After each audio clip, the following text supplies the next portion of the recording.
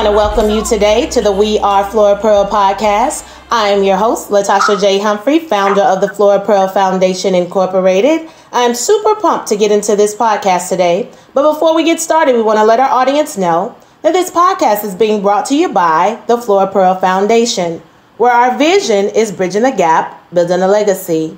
Our mission is that we are a 501c3 community-focused nonprofit mentoring organization building healthy relationships and partnerships between women and girls through education, community service, networking, unification, and career planning. Our inspiration is Flora Pearl Humphrey. She was my paternal grandmother who passed away in 2001 of a massive heart attack. But what she taught me and my family was about faith, family, and community. And that is where I draw my inspiration from. Now, audience, I have the pleasure of introducing to you a beautiful gem who I met almost 3 years ago.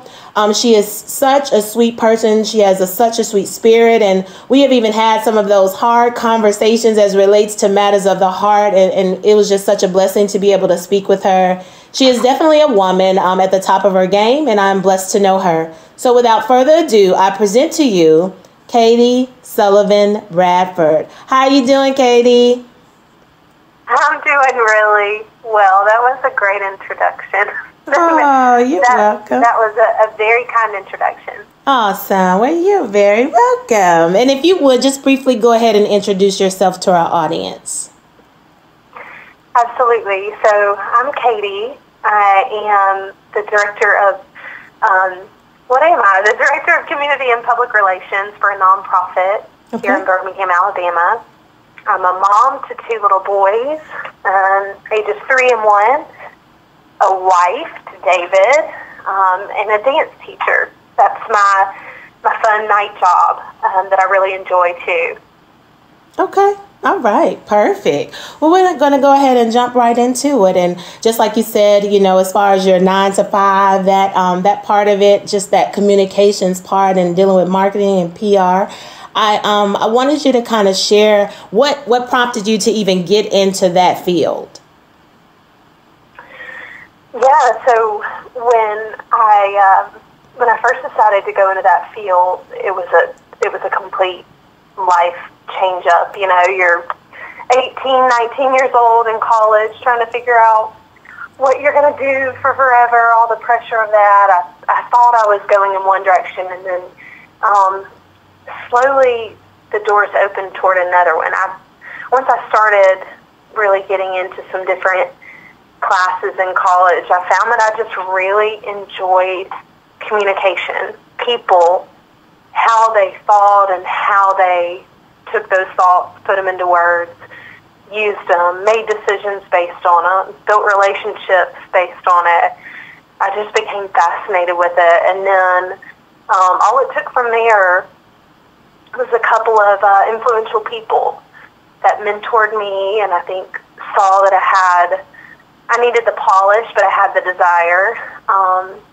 And in college, my senior year, I decided I was going to continue with school and get a master's in communication.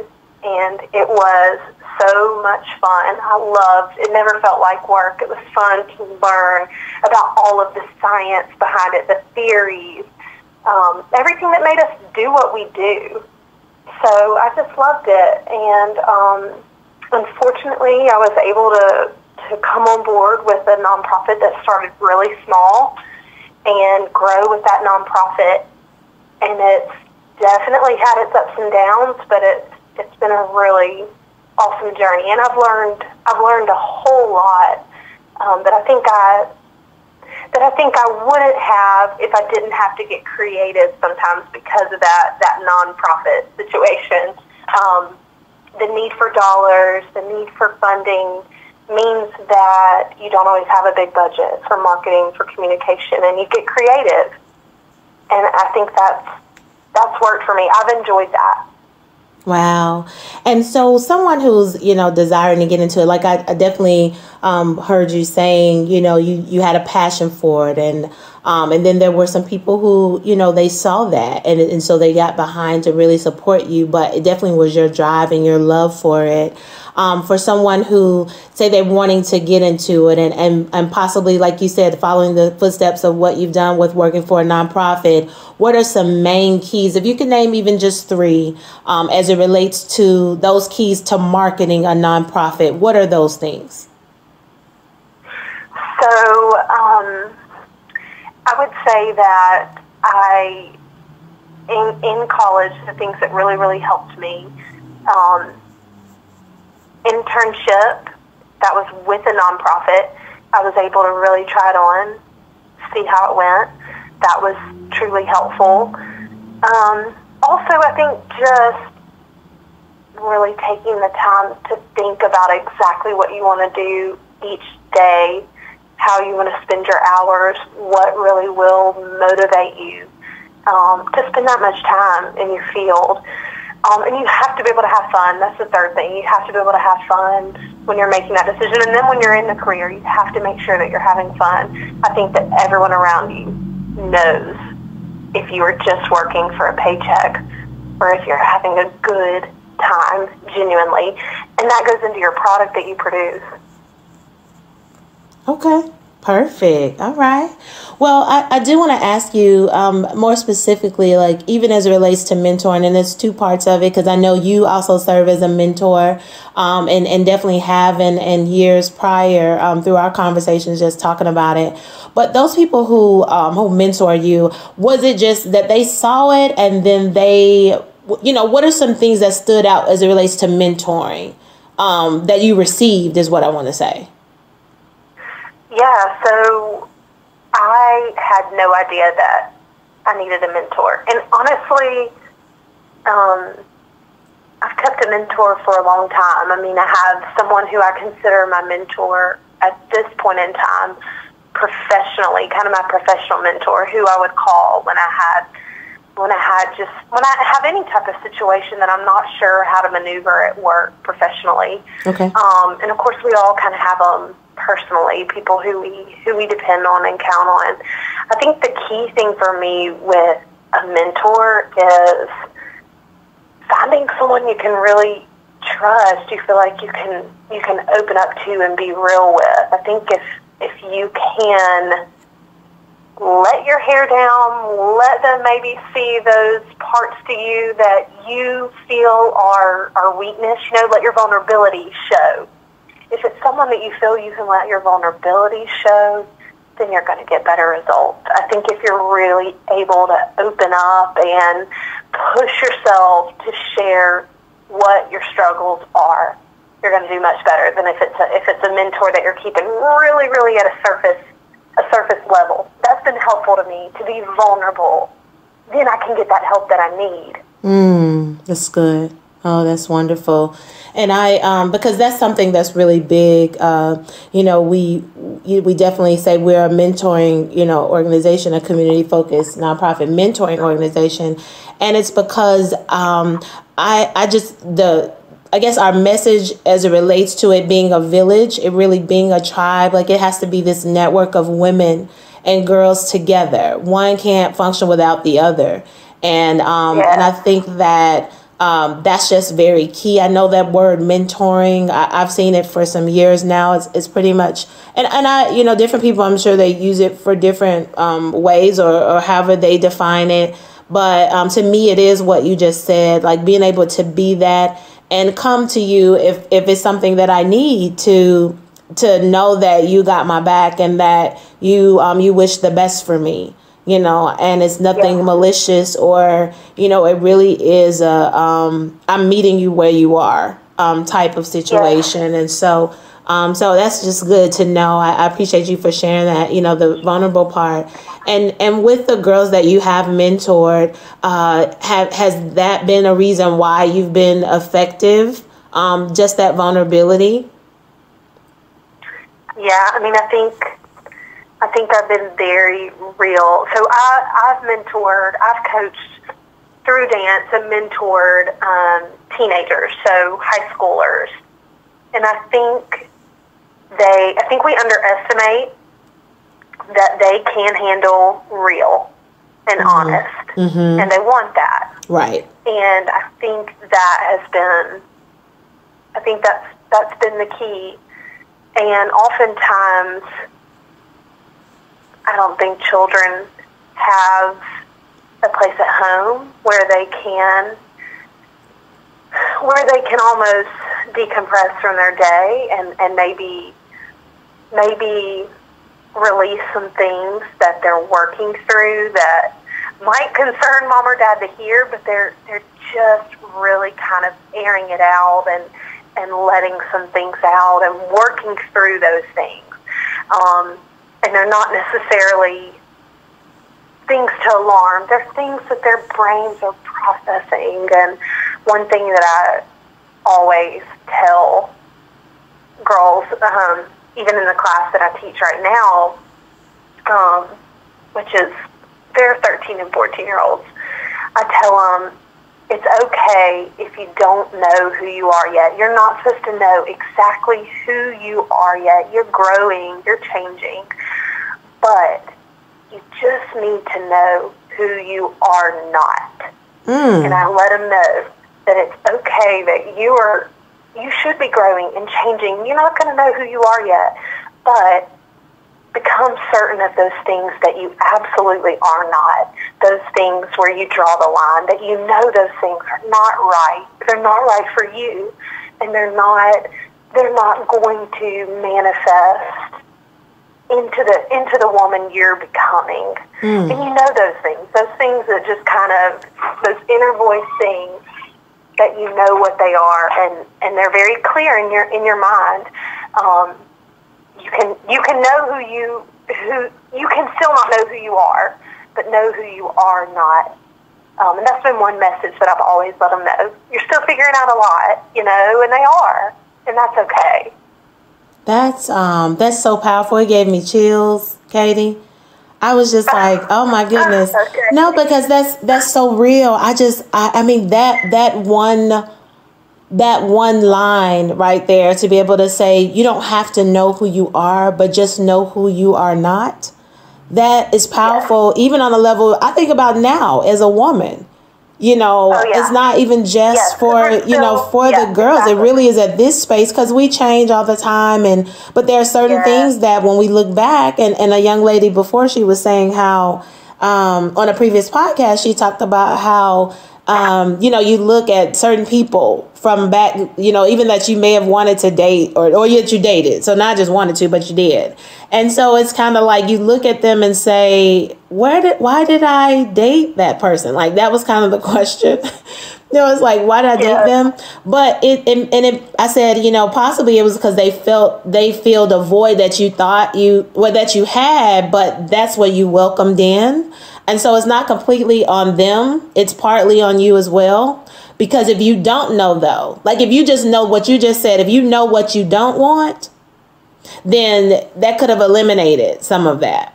If I know that I don't want that, if that's what that resembles at all, and I know to the core of me that that's not what I desire, then I know not to go that route. You know what I mean? Like, I don't have to know he's all the things about who he needs to be. But I know that's part of what I don't want, and I just think that's so perfect. But even to tell, because they are in that phase at 13, 14, where, just that it's the discovery, it's the, moving into becoming that young woman, that you are, because I know you're younger, but you're in that teen phase, you're going into, you want to be known as a young adult. Like, you want to know this is, I'm no longer that little girl.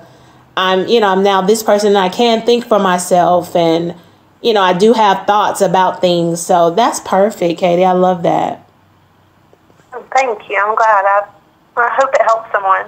Oh, I know it will, because that did, like I said, that gave me chills. So, and I do want to ask, kind of just following up with that, though, but to the moms, if you had the opportunity to speak to those moms that are in that teenager, they're kind of the beginning teenagers, because that's 13, 14 right there. What would you say to those moms? Definitely speaking particularly to the moms. Yeah, you know this, we've talked about it a lot, just conversation, keep those conversations open, talk, and listen. More than talk, listen. But get those conversations just flowing and keep them going. I think if you can continue to be that safe place, that soft place to land, then they'll return to that. You will remain that. And I think it's also really important to try to understand what young women are going through today. It's different than even what I went through, 12 years ago. It's different. Yeah. It's really different now. And they are dealing with things we didn't have to deal with, and just understanding what that looks like, and trying to really, somebody said this to me about Trey, my 3-year-old. I made the comment, he acts like it's the worst thing that has ever happened to him. And a friend said, well, Katie, it is the worst thing that's ever happened to him. In his 3 years, in his perspective, that is the worst thing. So for these young women, remember that to them, something that you may think is really small, to them feels really, really important and magnified, and really may feel very, very painful. The other thing I always preach on this too with parents is that our children have to experience failure and pain and rejection, and we don't want to let them, but they've got to. That's my other thing I preach on. Yeah. Our kids have to know that. Yeah. And we want to keep them from all of that now. And we can't do that. We're failing them. No, that's good. Those are 2 beautiful gems. Oh my goodness. Because but it's real, because you want to keep them away from it. We talked a lot about that. Yes, and you want to keep them from things, but experience. And I know it's not the best teacher, because I know some people are like, you just need to experience. I don't think it's the best. I think it is a good teacher, and it is a teacher. Because certain things, unless you go through certain stuff, then you wouldn't know. Even how strong you are, that you definitely can make it to the other side. Like you wouldn't know your strength. Or even like what you said, the things that you don't desire, just those different things. I mean, it is the rejection. I know, and it's really how you bounce back. I think to know the processes. Exactly. They've got to know that they can bounce back. They've got to know that they can. Yeah. They've got to know that they have the strength to bounce back, whether it be, something minor or major. But I think if we let them have these little let them feel these bumps and bruises through their childhood and not try to pad every space for them, then they know in adulthood that the sun will come out the next day. It will get better. It will, the pain will subside. We will grow. We will survive, we have people to lean on. We need to definitely make sure that we give them the tools to really cope and be equipped. I mean, it's a hard world, and they've got to be ready. They've got to be ready to take it on without mom or dad holding the hand. Right. So that's one thing I see a lot, too, with the teenagers that I work with. I mean, mom or dad have made it to where there's just, they try to prevent anything in the horizon coming up, and either lessen it or keep it from happening altogether. They're always looking for the potential problem and solving it before their child steps into it. So, and what I hear you saying is you're basically like let them, give them enough rope. Like, let them try to be there as a support, but let them, sometimes let them fall. You're not going to let them fall to the point where they're going to harm themselves. Nobody's saying do that. But what you're saying is allow some of it, allow them to be able to feel that, because if they're numb to everything, that's just not going to be good. If you never know what it's like to not have, or basically to say no to something, no, you can't have that, even if it's available. But no, you can't, no, you can't do that. Why? Because you're not going to be able to do that. It's just not available right now. And I just think the process of dealing with, sometimes I'm, I said not always, but there's some struggles I had dealing, even as me as a single mother, however, I feel like my children, like they did experience certain things. And I think that some of it they appreciate. Like when we've talked now, they're like, I know how to deal with that, Yes, because you were there to support them. Yeah. But you didn't go and fix it. You didn't go and... Yeah. So there's a difference between supporting our children and going and fixing every little thing. And just the quick, very common example from the dance world of things is getting a phone call from a parent, why isn't my child on the front row for this routine? I want them to be on the front row, and coming about it that way. Instead, you've got to, if your daughter comes home or son comes home and says, I don't know why I'm not on the front row. I don't know why I'm not. I'm so upset. I'm so devastated. Tell them, show them how the world really works, Let them know, okay, you know what? You're going to have to work harder. You're going to have to push harder. You're going to have to keep on working. And you know what? If you keep on working, there is going to come that opportunity, that moment where the opportunity meets your hard work, and it's going to pay off. We want to go and call the coach or call the teacher. And sometimes you do need to do that. Don't get me wrong. There are circumstances where, a parent does need to intervene. But we intervene at times when we have opportunities to teach lessons that, okay, life isn't always fair. You may think you deserve that. But you know what? You work even harder. You push even more. You make it to where you are undeniable, get fired up about this, get mad that you didn't get that, and work even harder every moment that you're at practice tomorrow. I mean, that's how we need to fuel them, instead of, my child's upset and I can't handle it and I just got to call that coach tonight.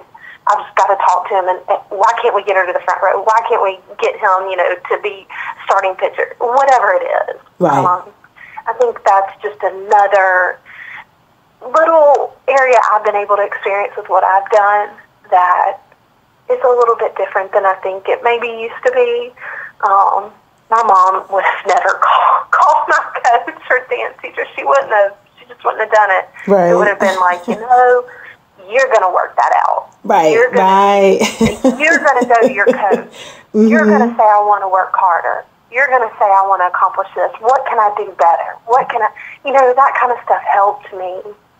It helped me a lot. It probably really stunk at the time, but it helped me. And then I get what you're saying too. I mean, and the fact of the matter is, you said earlier when you were saying sometimes that call does need to be made. And even if, say there's a teacher who's not the most favorable teacher, and that could be for everybody. Everybody kind of passed through there like, oh, this teacher's like this. Like everybody can attest to that. Then my thing is, if you so happen to be in that class, my thing, I guess I say even with that, they have something you need. Go ahead and get what you need, and then you won't even see them again unless they're teaching another course down the line. But if it's a ninth grade class, like say it's you freshmen, you're thinking like, oh, this is horrible and I'm having to experience this. My thing is they have some expertise in an area that you desire to get, whether it's a grade or whatever the case may be. So my thing is go through it, get through it, learn how to cope through that. And if it's nothing malicious or anything like that, it's just a personality conflict, then I'm just like, get what you need and keep it moving.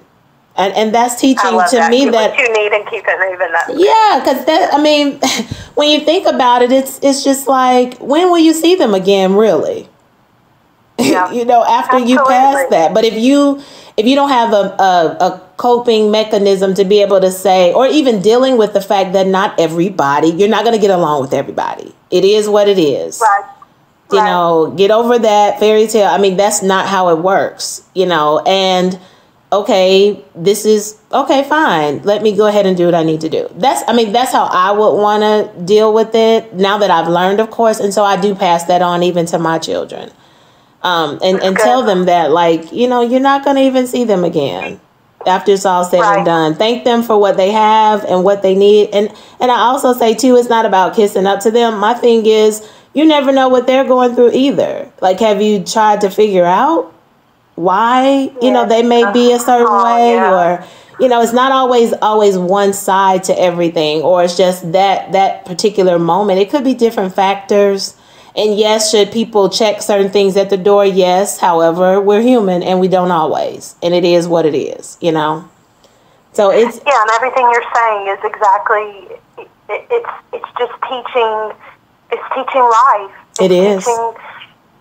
It's teaching how to maneuver each turn that you're going to be thrown, each different person, each different situation. I mean, what you're saying is spot on with later maneuvering everything they're going to have to maneuver. Yeah. No, I love it, though, with what you're saying, just in equipping them with that and kind of saying, parents, this is what you need, if you're asking, or if you're at least going to listen to what I'm saying, I need you to do more of this. So I know someone will benefit from that. And I thank you for sharing. So we definitely want to move into the, it was called, a marriage segment. And, of course, you talked earlier, you mentioned your husband, David. And so I want you to share with us, how did you know that David was the one? Okay, so I think it was several things. I was most interested in the fact that what caught my attention was that it was just finally easy. And what I mean by that is I didn't have to change at all. I wanted to be the best version of me, but I could be me, and that was perfect. That was, in his eyes, that was wonderful. It was really easy to talk to him. It was really comfortable. I felt like he was interesting and different, but at the core we were very similar. I felt like he paid attention to little things that just kind of gave me a glimpse of what kind of husband he would be and what kind of dad he would be. One time we used to just meet at church. He always worked on Sundays, and we would just meet kind of on his lunch break, and we'd meet at a church that was kind of midpoint. And I remember very early on, I would always read this prayer that was just had a lot of sentiment with my family. And I would open it up. It was always in the back of our little singing book. It was just like a prayer that was always in the back pages. And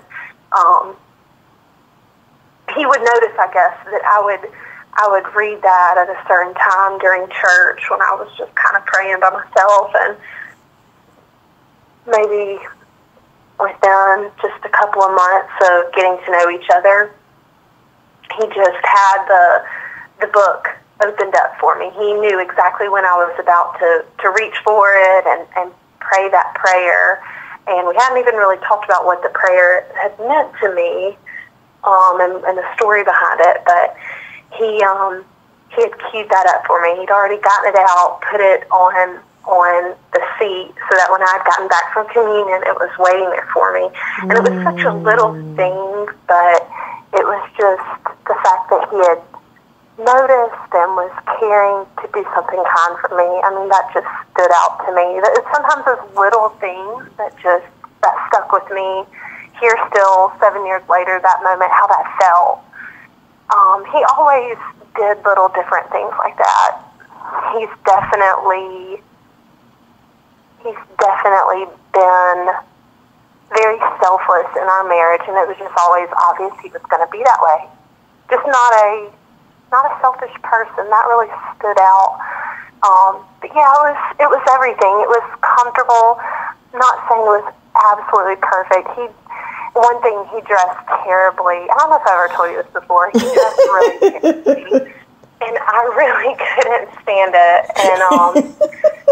And that was one thing that I thought, oh gosh, because Latasha, I like to dress up. I know. That's why I was like, okay, coming from the fashion guru, goodness, he didn't have a chance as far as the. I wouldn't say fashion guru, but I couldn't. You jazzy though. Things he had going on. Not to mention, his car broke down on like our third date, okay. And it was a clunker for sure. So he wasn't dressed all suave with some really nice ride and some big old wonderful job. It was not like that. Mm-hmm. But it was just this man that was special, and anyone who met him, my friends, my family, you just couldn't say anything bad. His heart, his person was obvious and clear, and his heart was just pure. And so I say that because it didn't look like what I thought it was going to look like, but it felt like I knew it should feel. Yeah. Wow. That's good. That is so good. Wow. And I wanted you to. Hey, I know. from our time, and just us in the time that we definitely had to share, and we got to spend time together. You definitely talk. You really do love him. But he loves you back, and that's the blessing. That it's not even just one sided. A lot of times you hear. As it relates to marriages, and the wife a lot of times is speaking about how she feels, and this is what she feels, but it's something, and it always is just that puts a smile on your face when you can see just the happiness that this person feels the same way about you. So I think it's beautiful. You all have something really special, and I just it's not always easy, and nothing is. Everybody who told me how it would get hard, they were right. It does have these moments that are so God, they just can really send you into such a honest place. You are laying it all out there. Yeah. But we both look out for the other person, and I think as long as we continue to always do that, we will be able to get through those moments. We're in a challenging time right now because we have two really young children who demand a lot of our time and a lot of our energy, and it leaves little for one another. We don't have the time together that we used to. We had so much time together, and so we've had to make sure that we make ourselves focus on one another. We create that time, and that's hard to do. And you always hear that, everybody says that, but it is really true. Before you know it, you can look at each other at the end of the day, and you're like, I haven't even kissed you or said I love you today, or you have to really be cognizant and make sure that you're not getting too caught up in everything around you, and that you're keeping each other as a priority. So we're learning how that balance works, how to be parents and to be the best parents we can be, but we know that the best gift we can give our little boys is a really solid marriage together.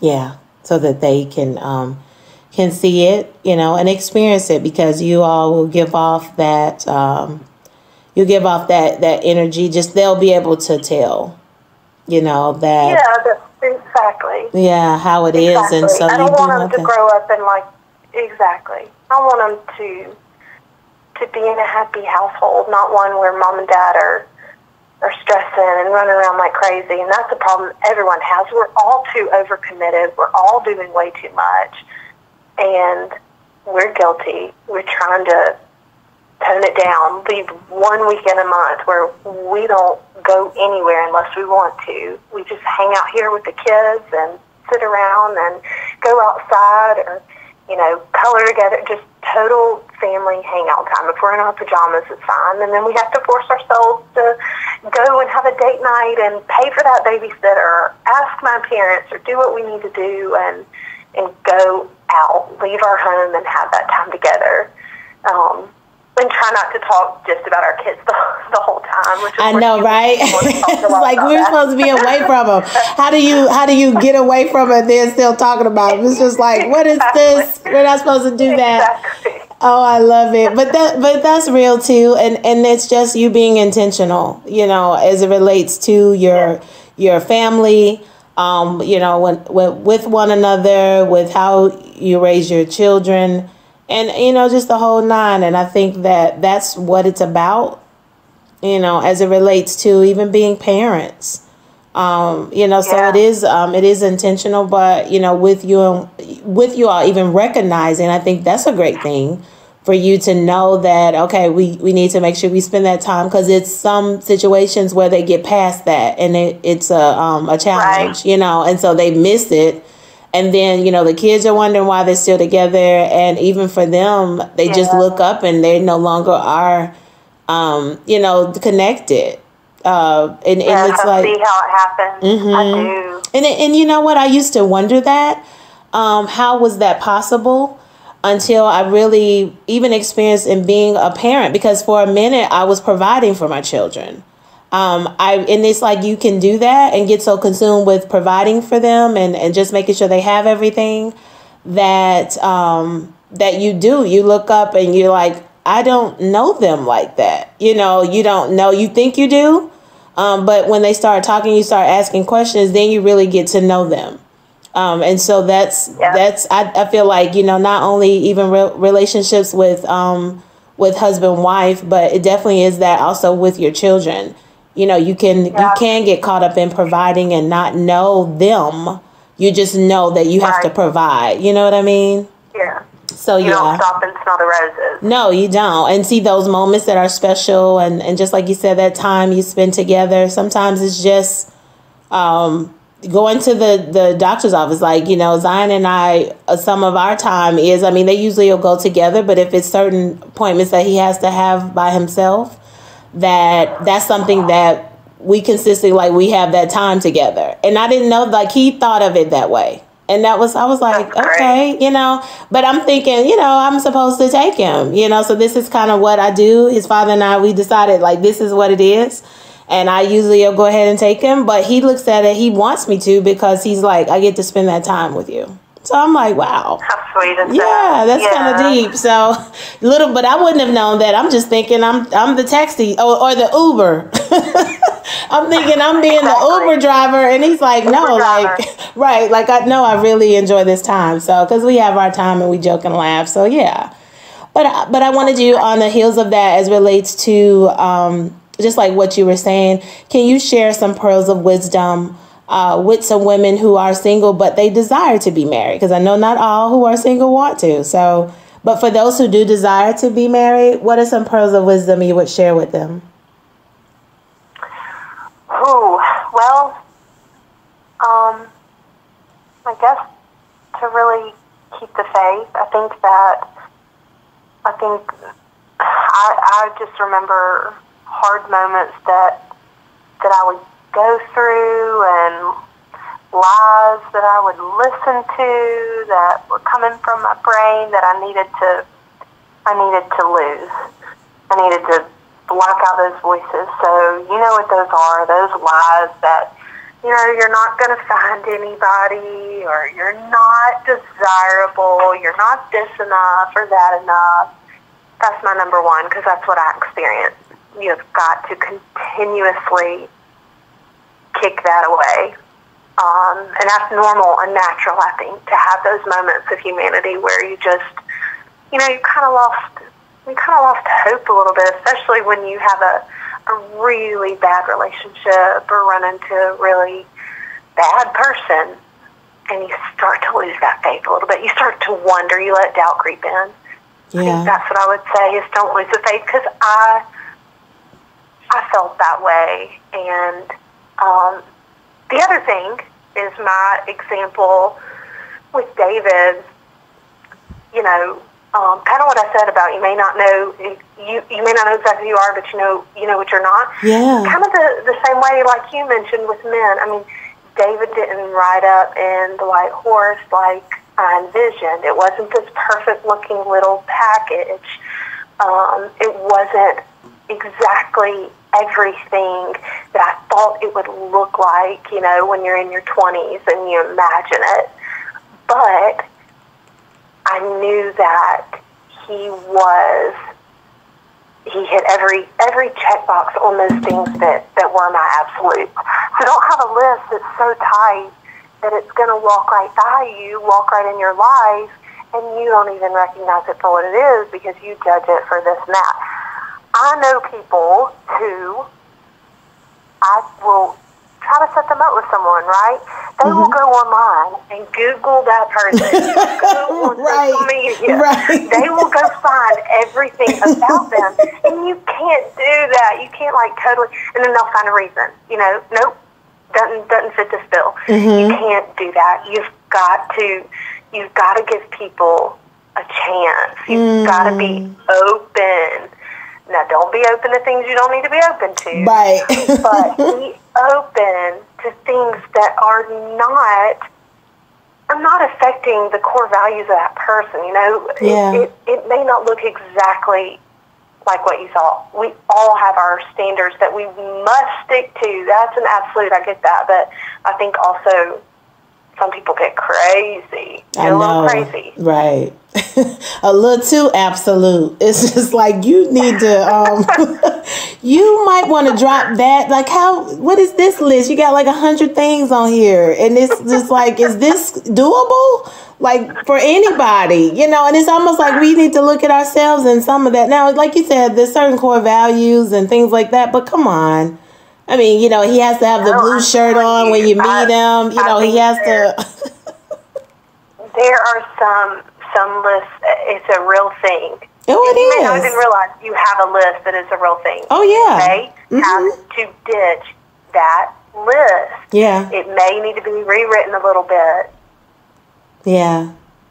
And I just, you know, the fact of the matter is it could be, you can have a list, but I think that's even you taking it to God. It's been plenty of things that I said, I want to do this. And then when I went, and it was like I went in my prayer closet, and he was like, oh, no, not that. Like, that won't be it.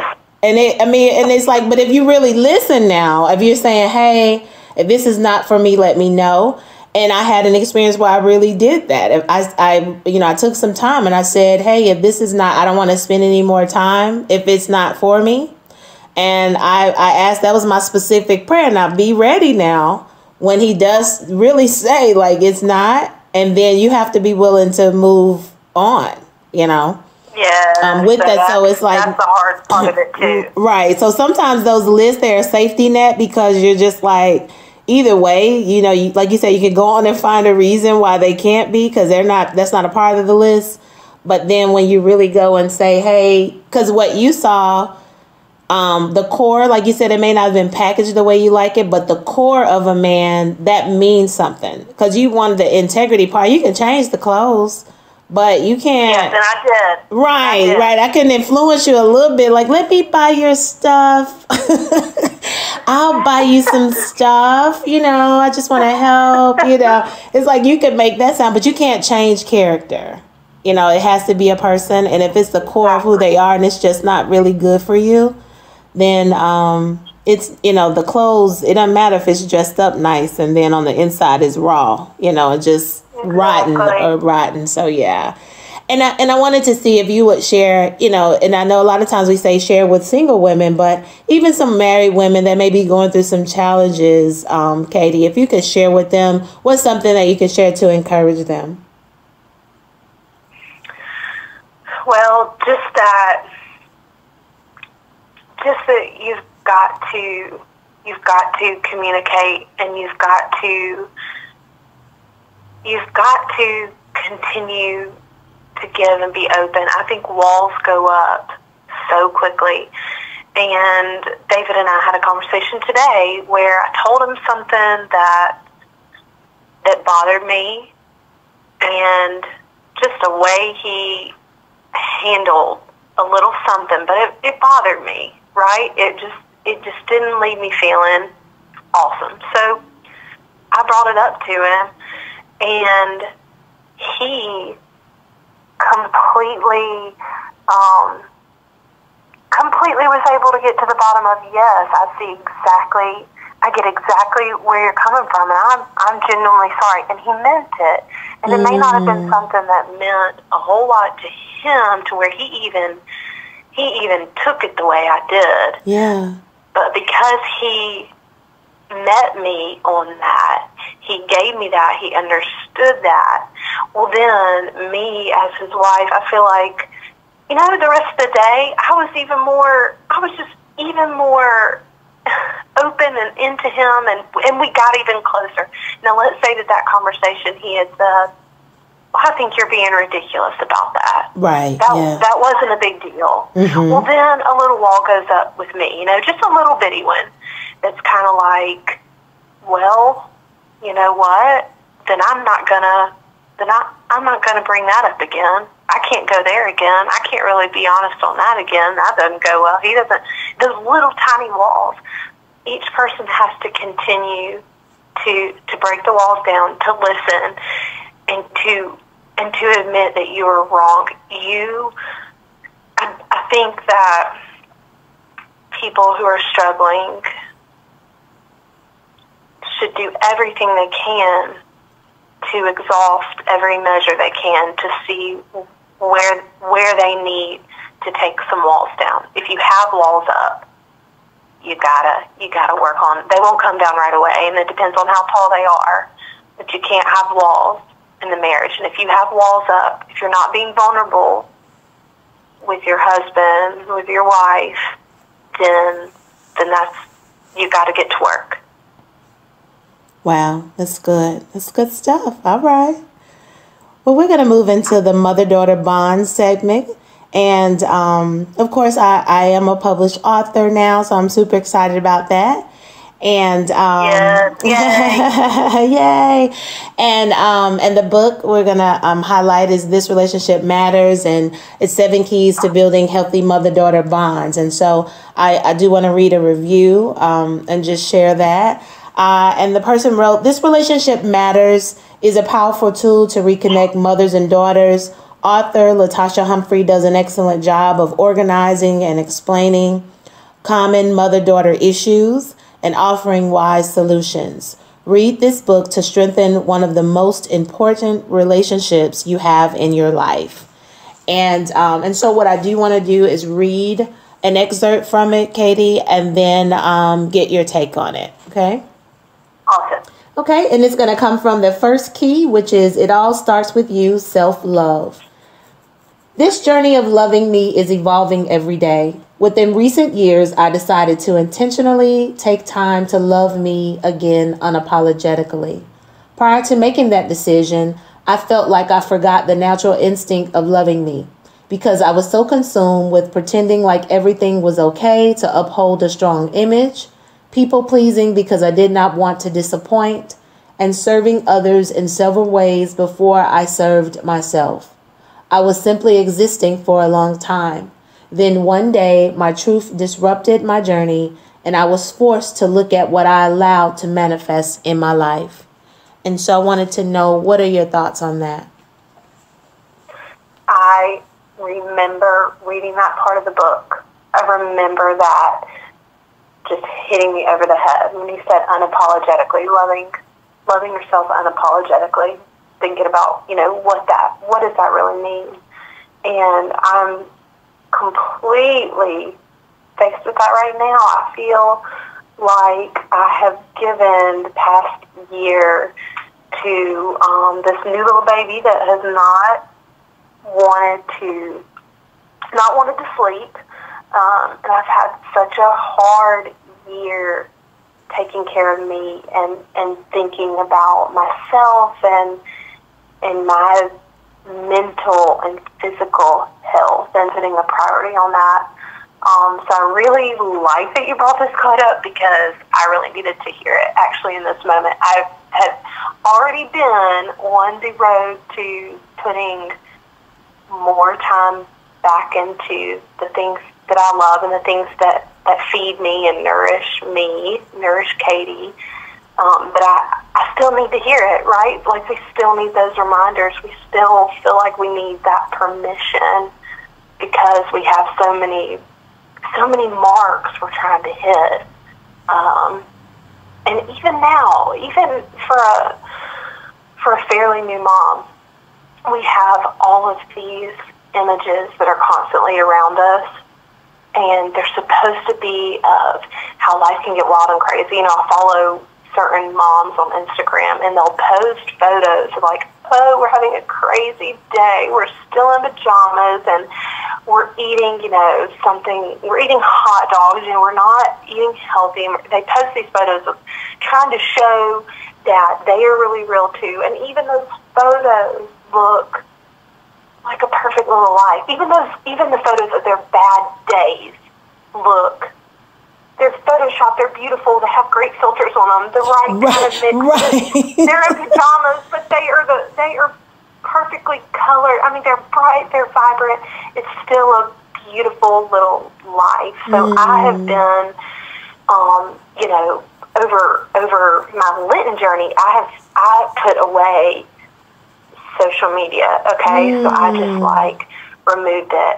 Don't you know that my anxiety level over how I'm performing as a mom has gotten back to normal? That's awesome. I'm not saying for everyone, but for me, I'm just going to get off on that tangent, that sometimes removing images that you don't think are affecting you, but maybe really are affecting you and were affecting me a little bit, and the standards that I was setting for myself, that's been really helpful. Now, I know that's a total tangent, but self-love has been something I have really, really been working on and paying attention to, and just I've had to be so honest with myself about it, and I haven't loved myself like I should over the past year. Now, some of that I haven't been able to avoid. I've been in that season of life where I've had to surrender a lot to this little baby. But there have been moments where I have really done myself wrong. I have really and done the people around me wrong, right? Because they've been able to see, like, you need a hand. You need a night where, we come and stay at your house and you just go and sleep. And I wouldn't accept the help. And I know better than that. And so I think that we all women have to be reminded of this. So I love that you stated it just so in your face like that. That needs to be like in every book for anyone and everyone. It's just really, it's important. And how can I feed my children spiritually, emotionally, if I'm not fed? I can't. No. I can't. Not effectively. I can't nourish them. Yeah. And you wouldn't be able to do it effectively. And that's what I was saying. And I was just, it was so, just like you said, just so in your face. And it was for me. I just remember crying, even reading back through it. It's like even in writing it, you write it, but the more you really read through it and really see it for what it is. And that's why I said I was a period with my children where I was existing, I was providing, but I didn't, I hadn't. And then it was because that's what you do. And sometimes too, you're giving away, you're giving out of something that's not even full. So even if you're, that's what I've been taught to do. I'm a giver by nature. That's just a part of my DNA. So it's like you can tend to do that. And as women, period, we're nurturers by nature. I mean, that's just who we are. And so you can give and give and give. And it's like, who's filling me up? You know, where am I getting the you know, to fill me up? Or should I even take that time? Or should I live up to this superwoman image that we're supposed to, you know, have as women? And it's, no, that's not, that's a character. Like, it's not even real. Like, that is a superhero is fictional. It's not real. Like, so how am I even trying to be that? You know, someone wrote that, and it's really getting to that place though, and saying that to yourself, that just like you were talking about with pulling away, I've had to do that with social media a lot of times. I do it periodically. If I feel like I need a spiritual maintenance, I'm quick to throw that up. You know, but whoever needs me, they know how to reach me, and I keep it moving. Like, I don't, because those images, they can affect your mind. But what you said about the emotional part, which, you know, Katie, I'm really coming to understand more that emotions affect us more than anything in every area. Like we say, you know, we want to be blessed spiritually, mentally, socially, financially, physically, emotionally. And I think about the emotions part. If emotions are not in check, all those other areas, if it's not healthy, if you're not coming from a healthy place, all the other areas are affected. You know, whether it's the mental, the physical, I mean, just think about it. The financial, I mean, because some people they're spendthrifts, or they spend out of emotions. You know, but if your emotion is telling you in this moment, you need to go shop. You need to shop. You know, you're feeling some type of way, go and shop. That's you're a shopaholic or whatever. Then if you're not emotionally be able to say, okay, is that going to benefit me? You know, if I do that, is that going to help me in this area if I'm trying to save?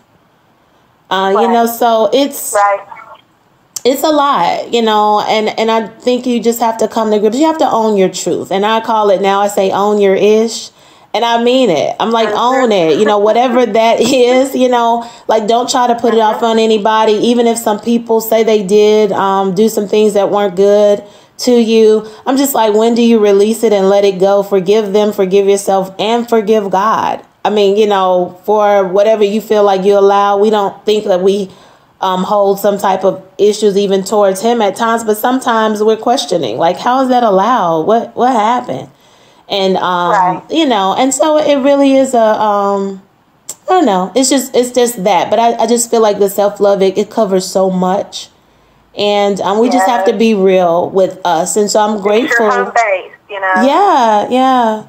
And you just, but with it, you know, I definitely encourage you, continue on that, you know, just on that journey, and intentionally, if you have to take time, if you need that 10 minutes, if you need that support even, you know, Katie, I did that a lot, where I wouldn't take, I don't know if I felt like I had to do it on my own or what that was, if it was a kind of and a part of it, I think, was, you know, you did this is your responsibility, you have to handle it. But do I really, like, if I need help, that's why God has blessed me with people who will, you know, help me. So, so definitely reach out. Right. And that's the difference. Now, I can see if it's you trying to reach out to people who they're not saying, hey, we're here, we really want to help. You know, you have that support. So lean on them for what they can help with, and be willing to take that nap, you know, that time to sleep. And so, I just encourage you to intentionally do it on purpose. So, well, perfect. Well, I do want to ask you this question as relates to your mom. You know, what has your mother taught you about yourself? Oh, man, my mom is just one of those people that has shown me through her life what's important. So she doesn't have to say a whole lot. She just always maneuvered life with honesty and kindness, and she let me see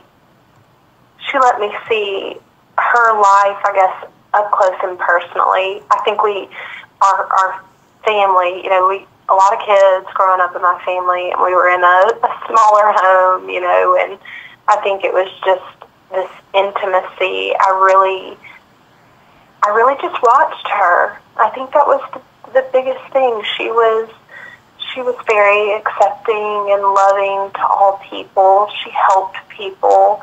She was always giving. I think she fell into I wish she would have taken care of herself more, done things for her more, and she's getting to be in that season now. So I do think that she fell into a lot of what we just discussed with taking enough time for herself.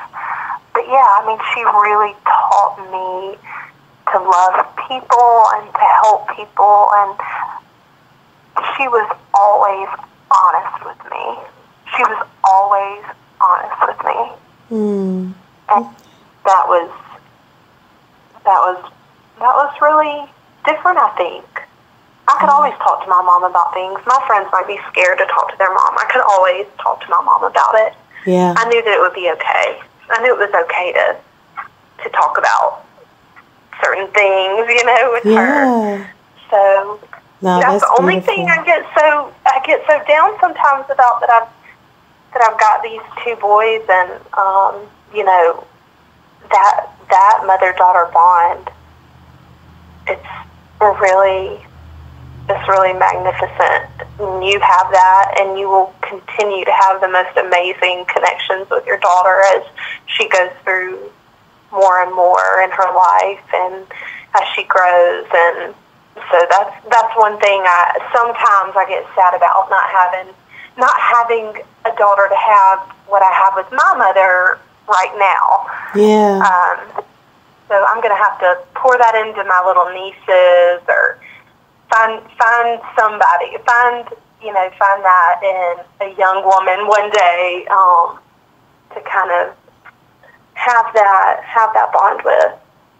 You're talking like it's over. What, you don't want to try one more time? Well, I don't know that. Well, yeah, you're right. Yeah, because I was thinking, like, wait a minute. It may have been the two boys. They may have needed to come before her, because then when she comes, they can help out, because they're going to be, they're going to run it too. They're like, hey, so they'll be the ones who looking out for her too. So you never know, but definitely until then. So, you're catching me, you're catching me at that point where I'm saying 2 is a lot of work. You're catching me at that point. Now, who knows if I'm going to get it together in a few years, and maybe my tune will change. Yeah, but you know what? If not, if it's this tune and it stays that way, you're definitely right. Who you can sow into, there are plenty. Young ladies out here, young girls who they need just what you have, and they need to see and hear you say that, what you share with your mom, and even some moms, they need to hear that so that they know what is necessary, what their daughters need. And and I'm learning. I don't have it all together, and I just, but I'm doing it, taking it one step at a time, and I'm really trusting, that God will show me. And the thing that I could say to any moms, be willing to apologize, when you, whatever the case may be. I love how you say that. Yeah. It's not just about them and you lording and ruling. And I think that some people have that misunderstood, and that's both mothers and fathers. That it's not lording over them. We are stewards. And I think that God gave me a revelation of that early on when they were, Zion, it was 2005. So Zion was 5, Zaria was 2. And he told me that I was a steward. And so I have to remember that's not, I'm not too, they're not mine. I love that. And I love that. Yeah. And it helps put things in perspective, because too, when there is a challenge, or say there's a need, he told me that they are his children. And that's what I go to him and I say, hey, they're yours. So you tell me what to do and which way to go. But it takes you being humble in that way. And also just when times when I have messed up or different things like that I've been willing to go and say, hey, I may have what I said. I meant that. And in some instances when I didn't, I shouldn't have said something. I say, it didn't come out the way that it should. And this is why I said it. I may have been upset or whatever the case may be. And I think that honesty really is helpful. So I would just pray that more mothers definitely with that relationship with their daughters, that, like you said, your mom was honest with you, and definitely be willing to talk it out and admit when you're wrong. It really matters. It matters. Yeah. Well, perfect. Well, we're going to get into a fun segment, and it's really a series of questions. And so, it may be a one-liner. You may not have a lot to say on it, or you may. So we'll just kind of go back and forth. And are you ready? I'm ready. Okay. What book most influenced you?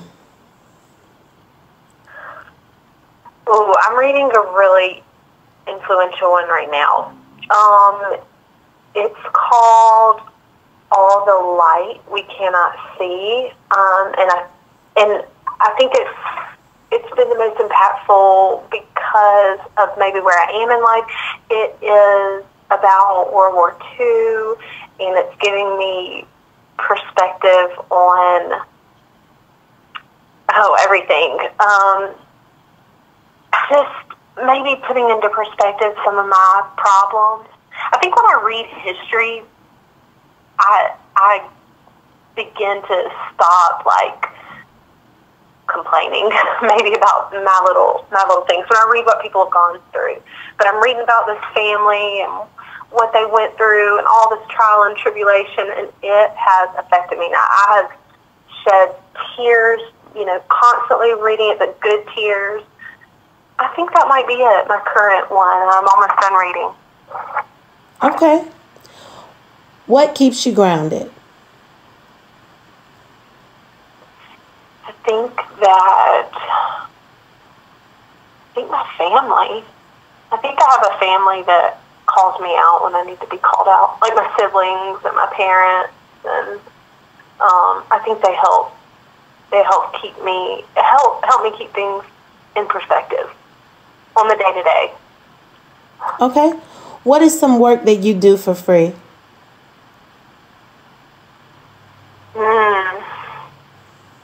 I help a lot of dancers, maybe that are preparing for an audition of some sort at their school or otherwise. Okay. What is the easiest career decision that you've ever made?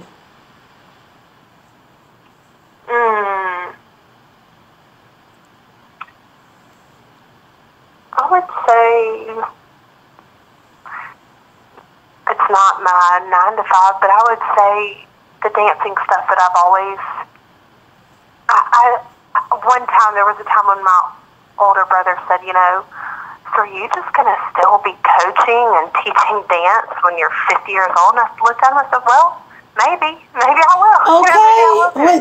What you said, I just might. Right. It felt like something I should have outgrown, but I just don't want to outgrow it. I don't want to let it go. I never want to stop dancing, and I think it's strange to some people, but it's something that just gives me a real release. I mean, it's kind of maybe that little creative, something that's only mine. Maybe that's what it is.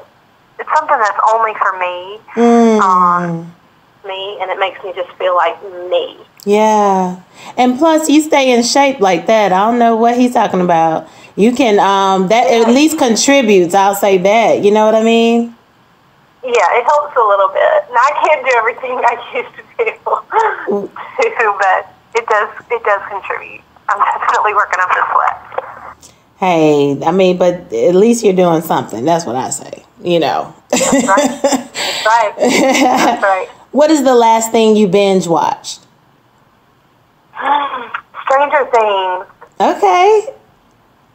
Have you heard of it? I have. My two, they have seen it. Of course, they've talked about it, and I was like, I gotta check it out. But yeah, they've seen it, so I heard it's good. Yeah, I think I'm latched onto all of the it wouldn't have been as good if it weren't for all of the 1980s stuff in it. Like, it has everything from when I grew up, and so I think I really liked it even more nostalgic. Okay. Well, yeah, I'm gonna have to check that out. I got so many different things on my list that I gotta catch up on. I have some things that I already have, and just kind of waiting. So we shall see. What is something that every woman should try once in her lifetime? Something that scares you. Something that really scares you. Whatever that is. Okay. What is your favorite food?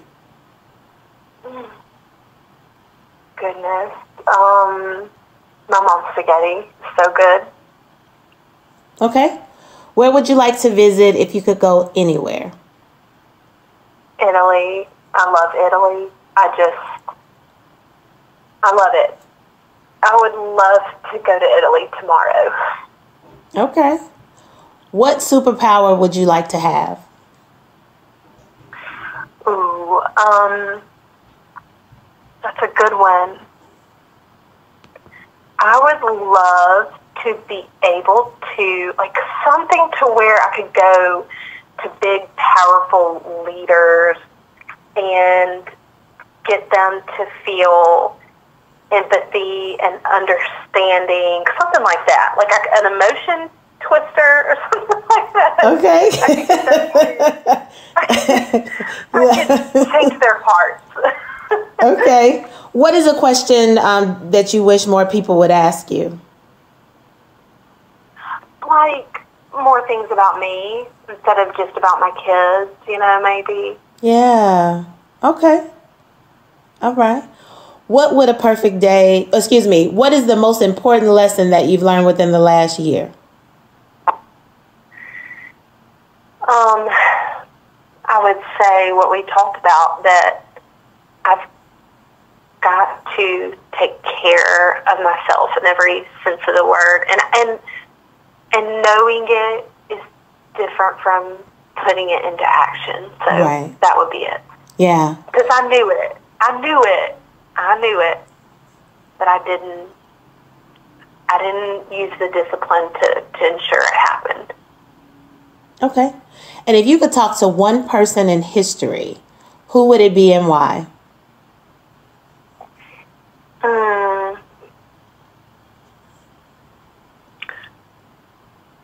That's really great question. Okay, so I'm not going to say just maybe the obvious. So I would love to have a conversation with Christ. That would be one. Like, clearly, I think that would be amazing. But I'm going to go with maybe someone like Latasha and Frank. How about her? Okay. I've always thought Anne Frank would be amazing. And why? Because of her strength and maturity at such a young age. Okay. That works. Well, we're going to say... No one's going to pop into my head when I go to bed tonight that's going to be better. Oh, look. That was good for right now. I want to hear your answer. What? No. No, okay, but I can tell you. I can get your answer. Okay, no, for real. So this is the answer. The one person I really do want to is I would love to speak with Dr. King. And part of my reason why on that is I know initially, I mean, he definitely wanted the civil rights and he was saying to integrate. But from what I gathered, just some information I heard, that he was saying towards the end that he felt like he was leading his people into a burning building. Okay. And I feel like I get it where the whole integration was helpful to some degree. But to some other, it's almost as though I just don't feel like that was his end game. I felt like he wanted to have the same opportunities, but so we could at least build up on the side of being African Americans in America. You know what I mean? So you want to get clarity more reasoning on what he was intending, what his pure vision was in that. Yeah, because I don't feel like that's what the end game was, that we just integrate and that was going to solve all the problems. Because to me, if you're in a society where, people, they're already 100 steps ahead, and then you integrate with it, you kind of fall into the system of the same thing. I mean, they're still leading the pack, you know what I mean? And so it's like you're kind of integrating into something, but you don't necessarily still have the same, like you don't have the leg up. You know, it's almost as though you were saying when you talked about you being in school, the advantage you may have versus somebody else who doesn't have a mentor is that, or someone who kind of took you under their wings and they said, hey, we're going to help you. Versus somebody else who didn't have that, you had someone to help guide you to some degree. You had the drive, you had the thirst for it, the hunger, but somebody else could have the same thing, but they not have a mentor. Does that make sense? Yes. Yeah. So so I would want clarity on that. So so that's my why. So you can, well, who that person was. So you're like, I want to hear you answer. That's who it would be for real. But yeah, so good stuff. So we're going to segue into the community service aspect. And I just wanted you to share some different ways that you're serving the community with our audience. Well, I really try to help when I can, but I've recently given myself a little bit of permission right now with where I am and everything that I've got going with raising my kids and working right now to take a tiny break in that in this season of life and let that be okay. That being said, I try really hard to do baby steps. My church will offer some things where, you're able to just give an hour here or there and contribute to kind of all different things that are going on in the community. But what I would really, really love is to get back to where I was serving on a junior board for something that I really care about. I really love that, had fun with that, and I'm wanting to get back to that. And I know what organization I want to be a part of, but I just know it's not the time right now. I won't be able to give them everything I want to give them. So right now it's just little lifting here and there when I can, and trying to involve the kids when I can, show them that's important. Perfect. Okay.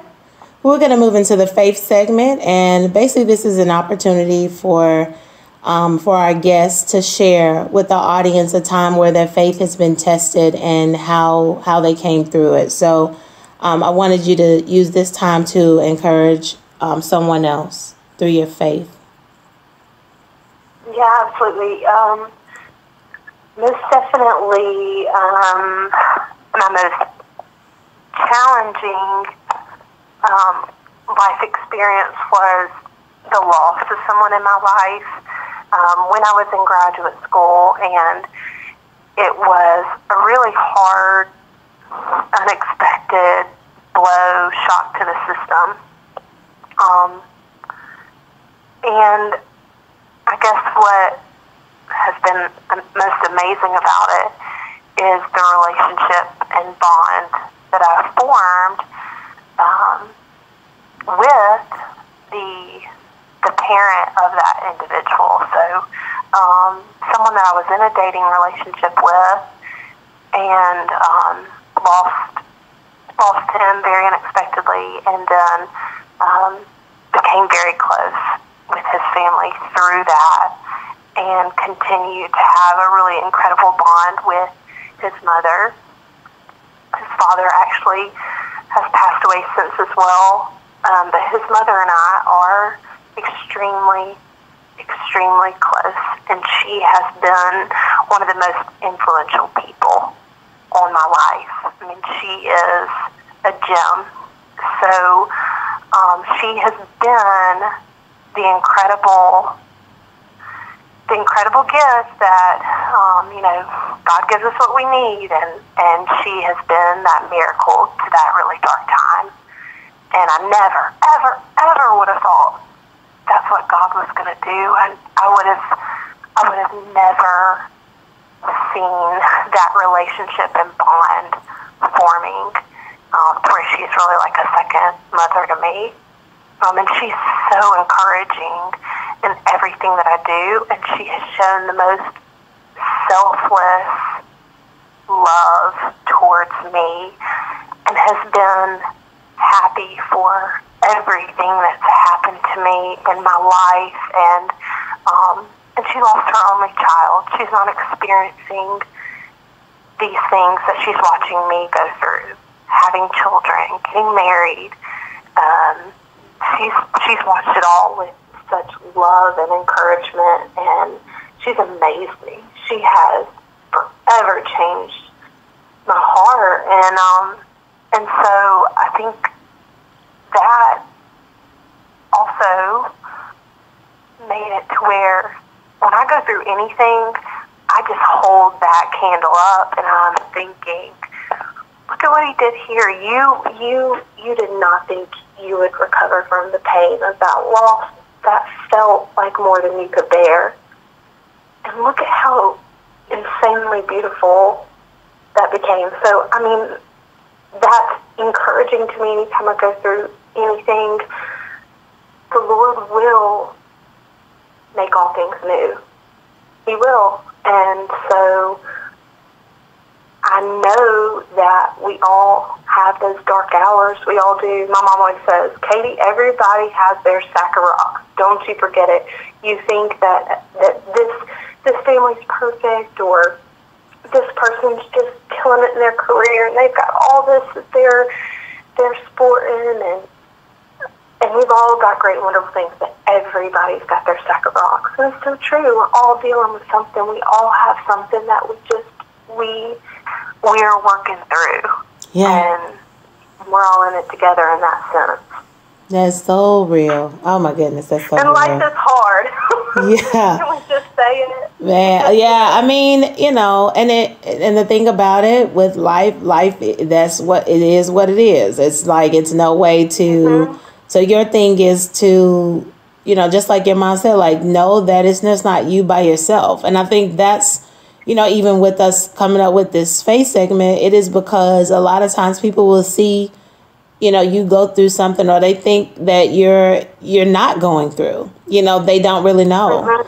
And so they can feel alone sometimes, because it seems like, and that's the trick of the enemy, to make them feel as though they're by themselves. No one could possibly be going through that. And, where you think, oh, this person's life is so perfect.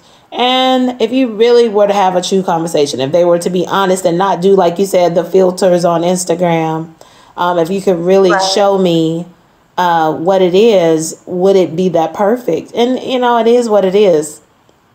So but you're being able to know that, and know that I'm not alone, and then to see how you got on the other side, like even the blessing that God sent you didn't know that relationship would even grow into what it is today. So you have another person, as I say, a part of your tribe that you wouldn't have had, So yeah, I love it. It's beautiful. Yes. Okay. And, think about, even with me and you, I think if we hadn't been vulnerable with each other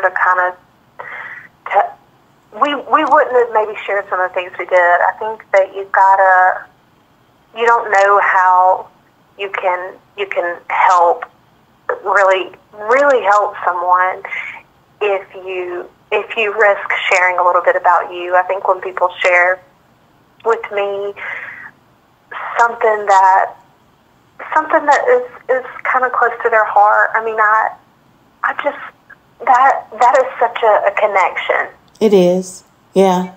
And for me, I'm very selective. Like I won't, I can talk on surface about things, but I'm just not so to share, certain things. I'll say that. Now, if I get to the other side of it and God tells me to share, then yes. I've probably been the most open, even on this podcast, just with sharing with people throughout even all of last year, just different things here and there. And it's because it is therapeutic. I look at it in that way. I didn't know that's how he would use me, to be able to be a blessing and to get to speak with different people and also just get the word out, and help to inspire people in this way, and encourage them also.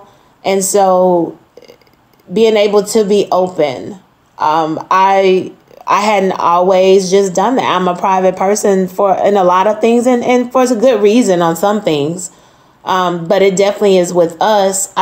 Your spirit was right, where it was a connection, and I said, she's like part of the family. I looked at it like, and you took interest definitely in my daughter, and she took to you, as well as Catherine too, like that. Y'all kind of, and I know you all had dance in common, but even the things that you would share, I was just like, she has a good heart.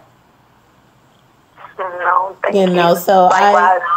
Likewise. Yeah, I appreciate it. But I definitely, with it is that vulnerable part. So I'm grateful for that. But okay. Well, we're moving into our closing segment. So it's called Matters of the Heart Moment. And I wanted to know, Katie, if you could speak to your 4-year-old self or your younger self, what would you say to her? You're awesome. You're doing a great job. Be you. You're doing great. Encouragement like that. Perfect. And who inspires you?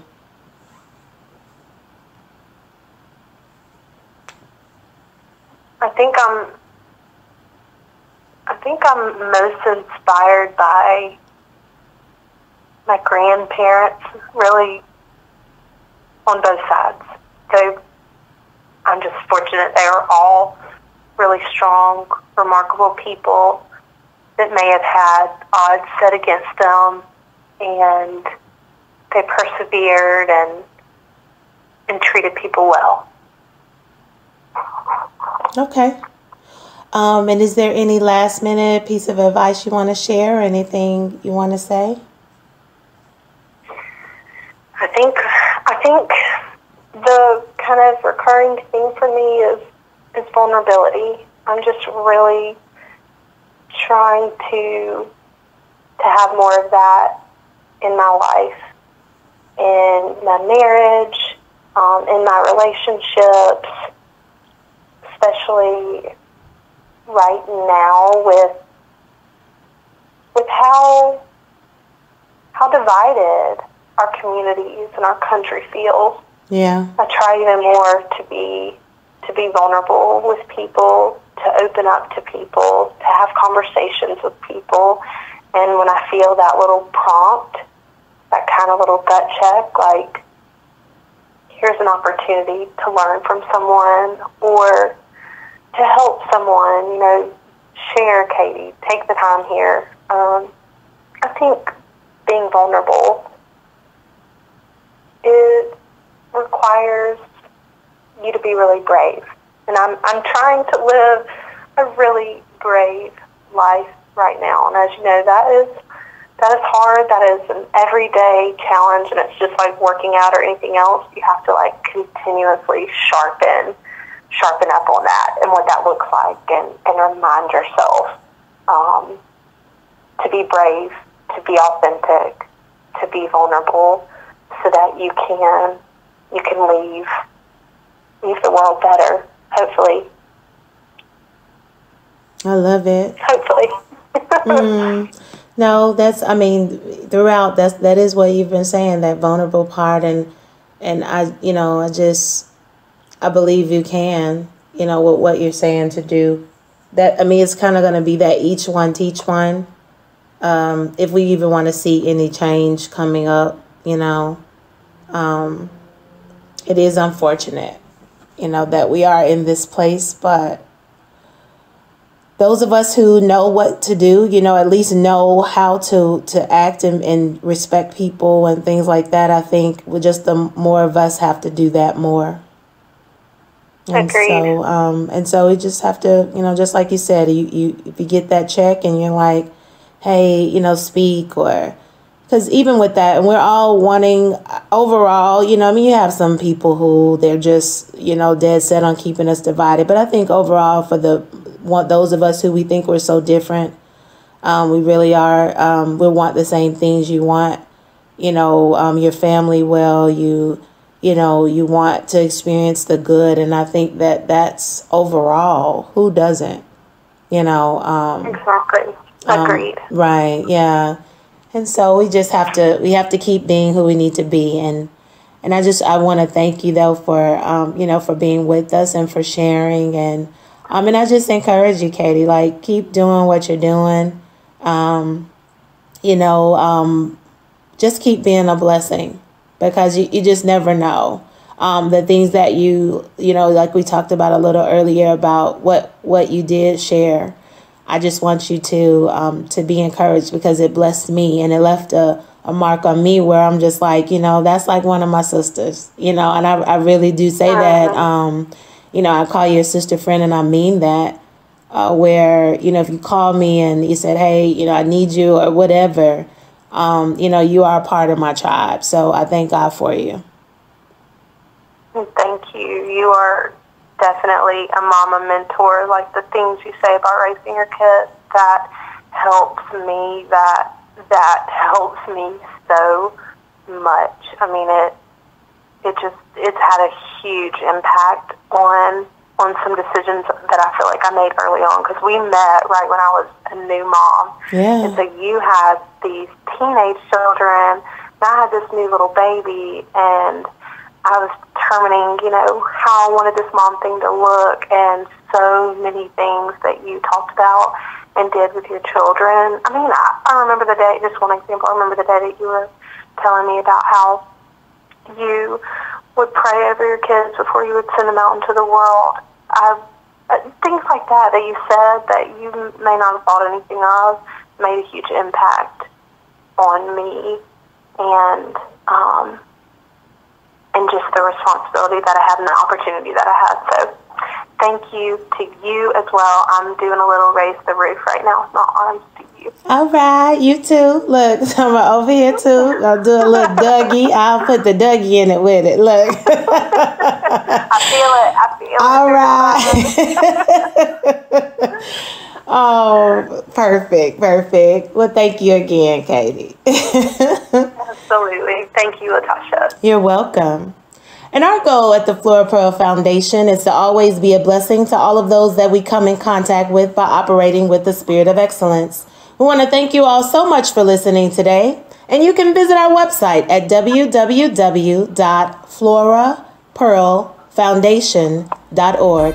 We look forward to spending time with you all, and we will talk to you soon.